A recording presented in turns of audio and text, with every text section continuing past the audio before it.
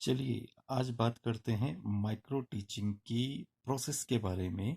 Steps of micro teaching होती क्या है?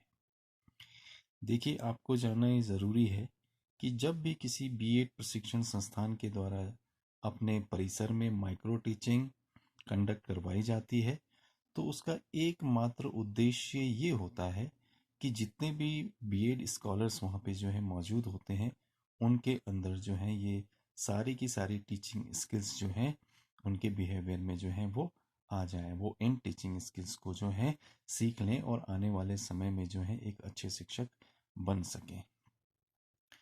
जब भी इस प्रकार की एक्टिविटीज़ जो है कंडक्ट कराई जाती है, तो सबसे पहले जो है उस कॉलेज के जो शिक्षक हैं वो आपको जो है शिक्षण कौशलों के बारे में बताते हैं।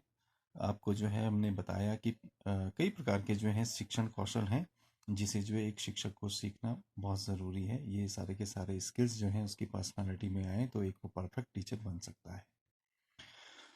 तो माइक्रो टीचिंग शुरू करने पर जो है मोस्टली जो स्किल्स हैं वो उनमें जो है सबसे पहली जो स्किल सभी कॉलेज के द्वारा जो है जो कंडक्ट करवाई जाती है वो होती है प्रस्तावना प्रश्न कौशल, या इसको जो है आप इंट्रोडक्टरी स्किल्स भी कह सकते हैं।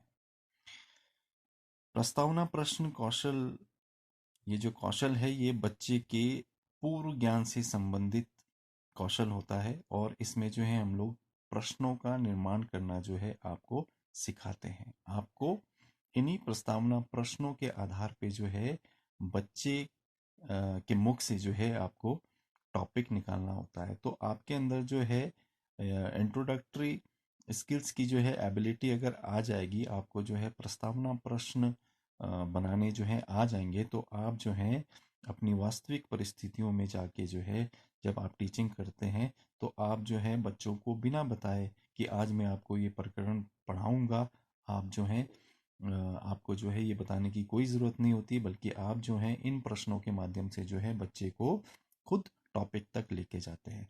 तो सबसे पहले जो है शिक्षक के द्वारा जो है मान लिया जाए आपको जो है प्रस्तावना प्रश्न बनाना जो है सिखाया जा रहा है, तो सबसे पहले जो है शिक्षक खुद इसमें जो है पहले पद पे आएगा और वो होता है स्किल डिफाइनिंग। इसमें जो है जो भी स्किल, केवल प्रस्तावना प्रश्न ही, दूसरी दूसरी भी कोई स्किल हो सकती है, उसमें जो है आपको सबसे पहले जो है वो आपको जो है डेमोन्स्ट्रेट करके जो है बताएगा कि इस तरीके से जो है आपको जो है ये प्रस्तावना प्रश्न बनाने हैं, फिर आप जो है उनका अनुकरण करेंगे। तो माइक्रो टीचिंग के दूसरे स्टेप की बात करते हैं, दूसरे प्रक्रिया की ऊपर जो है हम लोग जो है चर्चा करते हैं। तो दूसरा जो सीक्वेंस है वो होता है डेमोन्स्ट्रेशन बाय टीचर। तो स्किल को परिभाषित करने के बाद जो है उसके बाद जो है शिक्षक क्या करते हैं, आपके सामने जो है उस स्किल से रिलेटेड एक पाठ का प्रदर्शन भी करते हैं, जिससे जो है आप सीख जाएं और आप भी जो है उनका अनुकरण करके जो है ये सब चीज़ें जो है सीख सकें। माइक्रो टीचिंग के जो है तीसरे प्रोसेस के बारे में बात करें, तो यहाँ पे जो है आपको एक माइक्रो लेसन प्लान तैयार करना होता है। ये लेसन प्लान जो है आपको अपनी इच्छा के अनुसार अपने जो सब्जेक्ट के अकॉर्डिंग जो है तैयार करना होता है, और इस लेसन को जो है आपको जो है सभी के सामने जो है प्रस्तुत करना होता है। तो आपको जो है यहाँ पे जो है तीसरे तीसरे स्टेप में जो है आपको केवल जो है एक छोटा सा लेसन प्लान बनाना है। हम लोग जो है बात करते हैं माइक्रो टीचिंग के प्रोसेस का जो चौथा पद है, इसमें जो है आपको जो है टीचिंग करके जो है एक छोटे से ग्रुप में जो है दिखाना होता है। अब बात करते हैं कि इस ग्रुप में जो है होते कौन लोग हैं। तो आप जो है इस ग्रुप में जो है एक टीचर के रूप में जो है अपने क्लासमेट्स को या अपने जो है छात्र अध्यापक और छात्र अध्यापिकाओं को जो है टीचिंग करवाते हैं। इस ग्रुप के अंदर जो है आपके जो है सुपरवाइजर, जो आपका जो है सुपरविजन करते हैं, वो लोग भी मौजूद होते हैं। तो यहाँ पे जो है आपका वो जो है पूरा का पूरा जो है परफॉर्मेंस देखते हैं। अब हम लोग जो है बात करते हैं माइक्रो टीचिंग के जो है पांचवे प्रोसेस की। तो वहाँ पे जो है हम लोग बात करते हैं डिस्कशन की। तो यहाँ पे जो है समझना है कि डिस्कशन क्या चीज़ है। डिस्कशन से जो है यहाँ पे ये अभिप्राय होगा कि आपके द्वारा जो भी जो है लेसन को जो है प्रेजेंट किया गया, उसमें जो है आपने जो है उस लेसन को प्रेजेंट करने में जो है क्या आपकी कुछ मेरिट्स थे, क्या आपके कुछ गुण थे, क्या आपकी कुछ अच्छाइयाँ थी। इसके साथ साथ जो है आपको जो है डिस्कशन के अंदर जो है ये बताया जाता है कि आपने जो है इस डेमोन्स्ट्रेशन में, इस पाठ के प्रदर्शन में जो है कुछ गलतियां भी की, जिसको जो है आपको सुधारने की जरूरत है।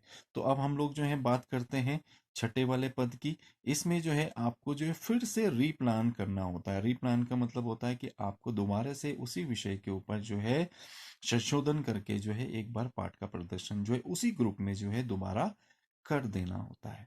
ये आपका जो है सातवां जो है पद आ जाएगा। अब हम लोग जो है बात करते हैं रीवैल्यूएशन की। आपने जो है जो रीप्लान किया था, आपने जो है पुनः जो पाठ योजना तैयार की थी, अब उसका जो है री इवैल्यूएशन होता है। तो यहाँ पे जो है रीवैल्यूएशन में जो है हम लोग फीडबैक की भी जो है बात कर सकते हैं। यहाँ पे आपके द्वारा जितना भी जो है मटेरियल जो है प्रेजेंट किया गया, आपके द्वारा जो है पाठ का प्रस्तुतिकरण किया गया, इसमें जो है रीवैल्यूएशन के अंदर जो है आपके जो शिक्षक हैं, आपके जो सुपरवाइजर हैं, इसके साथ साथ जो है आपके जो क्लासमेट्स हैं, आपका आपका जो है मूल्यांकन करने का काम करते हैं। यहाँ पे जो है अब देखा जाता है कि आपने जो है दूसरी बार अपने पाठ में संशोधन करके जो है अपने पाठ में जो है किस प्रकार से जो है सुधार या मॉडिफिकेशन किए।